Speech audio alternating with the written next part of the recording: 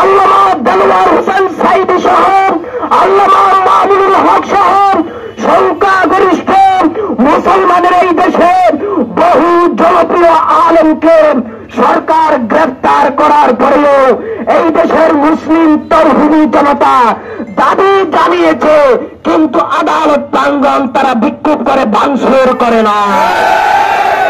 এই উড়ে আসা জুড়ে বসা সংখ্যালঘুর এই তথাকথিত সেই চিহ্নের প্রভুর মুক্তির দাবিতে যারা যে কর্মকাণ্ড তারা দেখিয়েছে, সেই আদালত অবমাননার নামে তাদের বিরুদ্ধে অনতিবিলম্বে সরকারের ব্যবস্থা নিতে হবে।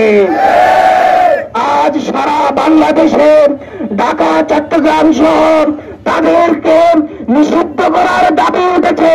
আমরা আজকে আনোয়ারা চৌমুহনীর এই চত্বর থেকে অনতিবিলম্বে বিশ্বের এক অন্যতম সন্ত্রাসী গোষ্ঠী ইসকন নামক এই সন্ত্রাসীদেরকে রাষ্ট্রীয়ভাবে তাদের সকল কার্যক্রম অনতিবিলম্বে বন্ধ করে দিতে হবে।